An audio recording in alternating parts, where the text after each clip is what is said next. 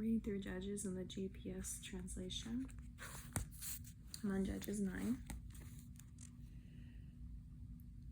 Abimelech, son of Jerubbaal, went to his mother's brother in Shechem, and spoke to them and the whole clan of his mother's family. He said, "Put this question to all the citizens of Shechem: which is better for you, to be ruled by 70 men, by all the sons of Jerubbaal, or to be ruled by one man?" And he remembered, "I am your own flesh and blood." His mother's brother said all this in his behalf to all the citizens of Shechem, and they were won over by Abimelech, for they thought, "He is our kinsman." They gave him 70 shekels from the temple of Baal-berith, and with this Abimelech hired some worthless and reckless fellows, and they followed him. Then he went to his father's house of Ophrah and killed his brothers, the sons of Jerubbaal, 70 men on one stone. Only Jotham, the youngest son of Jerubbaal, survived because he went into hiding. All the citizens of Shechem and all the Beth Millo convened, and they proclaimed Abimelech king of the terebinth of the pillar at Shechem. When Jotham was informed, he went and stood up on top of Mount Gerizim and called out in a loud voice, "Citizens of Shechem," he cried, "listen to me, that God may listen to you." Once the trees went to anoint the king over themselves. They said to the olive tree, "Reign over us." But the olive tree replied, "Have I through whom God the men be honored? Stop yielding my rich oil, that I should go and wave above the trees." So the trees said to the figs, "You come and reign over us." But the fig replied, "Have I stopped yielding my sweetness, my delicious fruit, that I should go above the trees?" So the tree said to the vine, "You come and reign over us." But the vine replied, "Have I stopped yielding my new wine, which gladdens God and men, that I should go and wave above the trees?" Then all the trees said to the thorn bush, "You come and reign over us."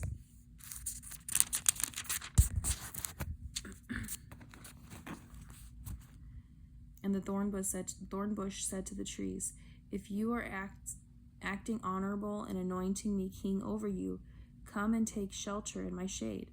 But if not, may fire issue from the thorn bush and consume the cedars of Lebanon." Now then, if you acted honorably and loyally in making Abimelech king, if you have done right by Jerubbaal and his house, and have requited him according to his deserts, considering that my father fought for you and saved you from the Midianites at the risk of his life, and now you have turned on my father. Where was I? On my father's household, killed his sons, 70 men on one stone, and set up Abimelech, the son of his handmaid, as king of our citizens of Shechem, just because he is your kinsman. If I say you have this day acted honorably and loyally toward Jerubbaal and his house, have joy in Abimelech, and may it likewise have joy in you. But if not, may fire issue from Abimelech and consume the citizens of Shechem and Beth Millo, and may fire issue from citizens of Shechem and Beth Millo and consume Abimelech. With that, Jotham fled. He ran to Beer and stayed there because of his brother Abimelech. Abimelech held sway over Israel for 3 years. Then God sent a spirit of discord between Abimelech and the citizens of Shechem, and the citizens of Shechem broke faith with Abimelech, to the end that the crime committed against 70 sons of Jerubbaal might be avenged, and their blood recoil upon their brother Abimelech, who had slain them, and upon the citizens of Shechem, who had abetted him in the slaying of his brothers. The citizens of Shechem planted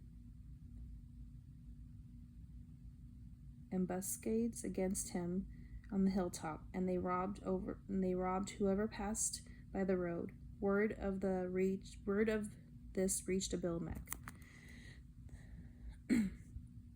The Gaal, son of Ebed, and his companions came passing through Shechem, and the citizens of Shechem gave him the confidence. They went to the fields, gathered and trod out the vintage of their vineyards, and made a festival. They entered the temple of their God, and they ate and drank. They reviled Abimelech. Gaal, son of Ebed, said, "Who is Abimelech, and who are we, Shechemites, that we should serve him? The same son of Jerubbaal and his lieutenant Zebul once served the men of Hamor, the father of Shechem. So why do you serve him? Oh, if only the people were under my command, I would get rid of Abimelech." One would challenge Abimelech, "Fill up your ranks and come out here."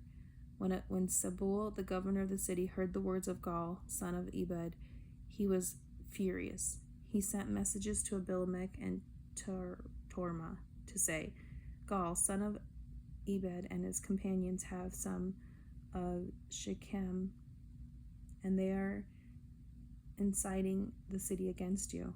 Therefore set out the night and force with the forces that you have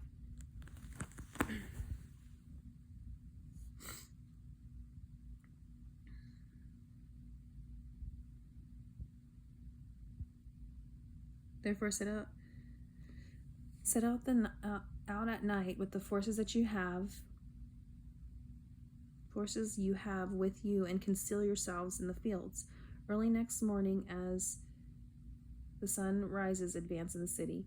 He and his men will thereupon come out against you, and you will do to him whatever you find possible." Abimelech and all the men with him set out that night and disposed of themselves against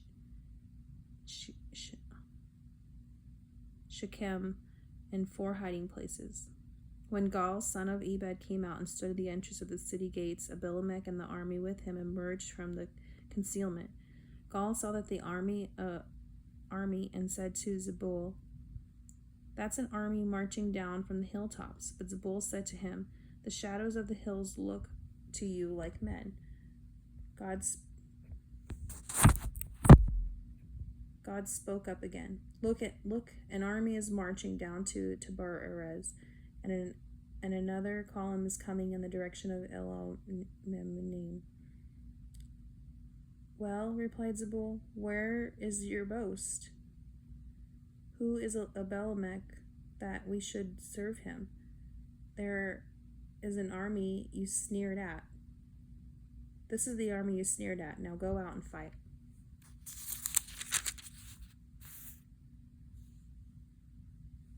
This is a long one. So Gaal went out at the head of the citizens of Shechem and gave battle to Abimelech. But he had to flee before him, and Abimelech pursued him, and many fell slain, all the way to the entrance of the gate. Then Abimelech slayed Arumah, while Zebul expelled Gaal and his companions and kept them out of Shechem. The next day they went up into the fields. Abimelech was informed.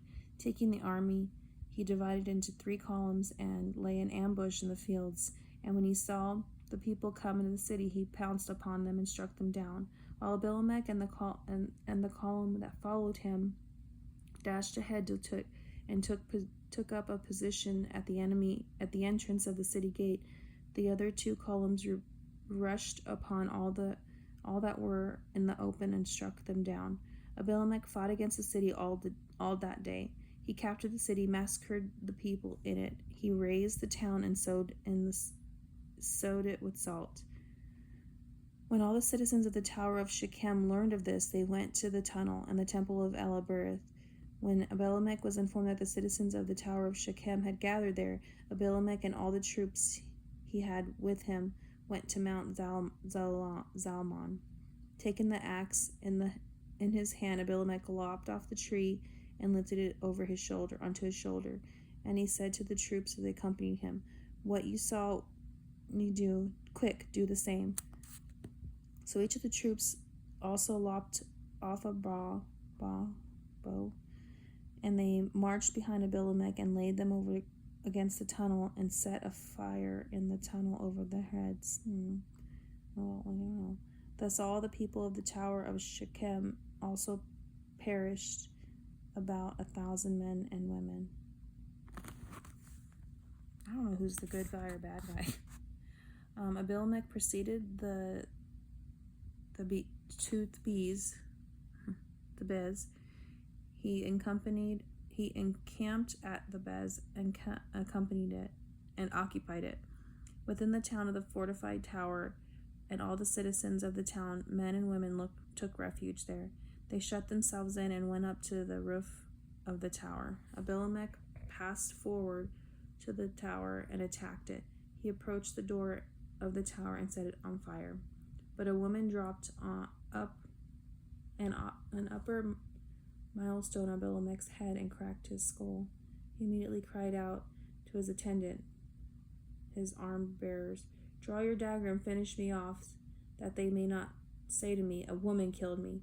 So his attendant stabbed him and he died. When the men of Israel saw that Abimelech was dead, everyone went home. Thus God repaid Abimelech for his evil he had done to his father by slaying the 70 brothers. Also, he's the bad guy. And God likewise repaid the men of Shechem for all their wickedness, and so the curse of Jodath and son of Jerubbaal was fulfilled upon them.